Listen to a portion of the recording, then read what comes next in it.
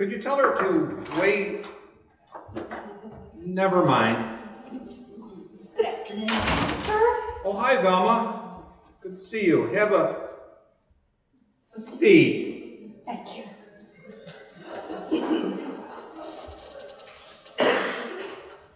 So what can I do for you today?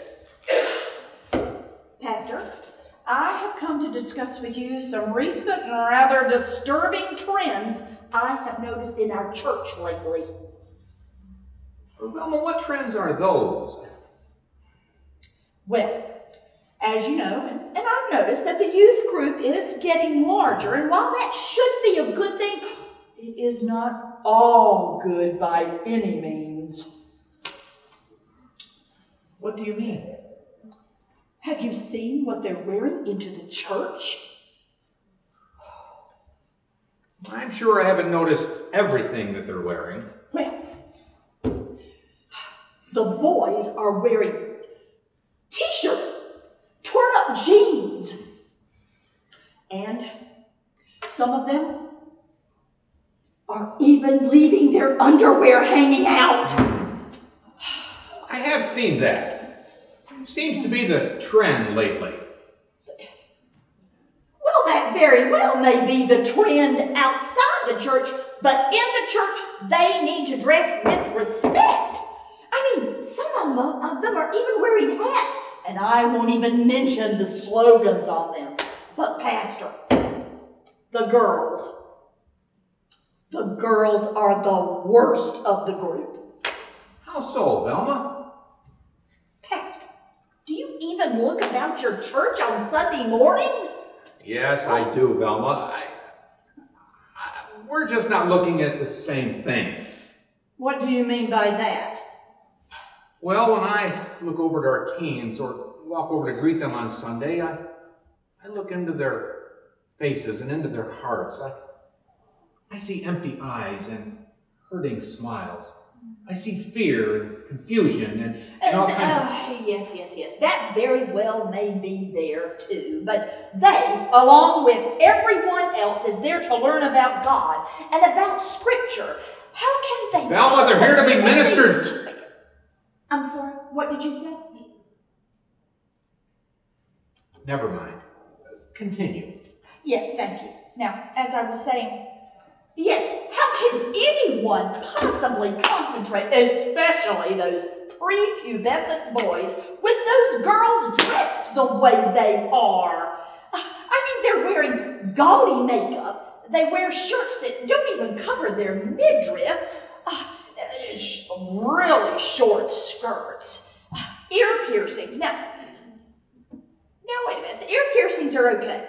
The other piercings, though, oh, Pastor, they've got them in their eyebrows, their nose, their belly buttons. I even saw one girl Sunday wearing a chain hooked from her ear to her nose. Pastor, are you listening to me? Yes, I am, Velma. Was there more? What do you propose to do about it?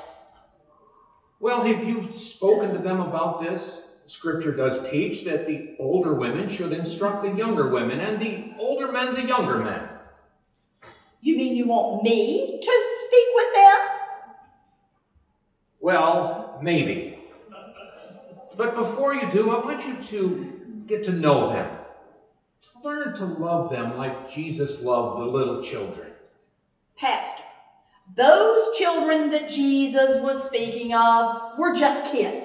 I'm talking about nearly full-grown adults that need to know the proper way to dress. Velma, we're all God's children, right? Well, I suppose. I'll tell you what. Here is my proposal. I want you to sit in the teen room for 3 months of Sundays. Don't say anything, just listen. And after you learn a little bit about them, I want you to take them out to lunch, each one of them, one at a time.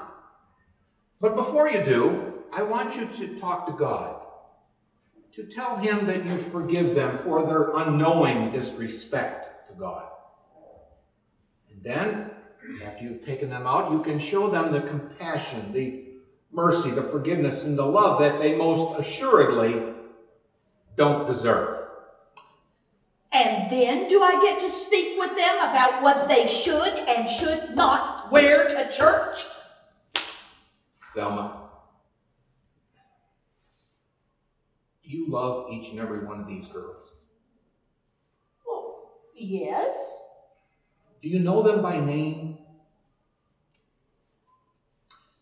Well, let me see. There's the Simmons girl, the Leonard twins. Velma, by name, by first name. What has that got to do with any of this? You can tell those girls what to wear when you can come to me and honestly tell me by name that you love each and every one of those girls. I won't do it. Wait 3 months of Sundays? Not say anything to them? Take them to lunch? Pastor, I just don't think you understand how important it is not to disrespect God's church. On second thought, Velma, you're probably right. I'll get one of the other women to talk to the girls, and I'll talk to the boys. And their parents. And remind them that sparing the rod spoils the child. And that the rod is for the back of him who lacks judgment. I'm sure I'll be bringing that up too, Velma. Okay.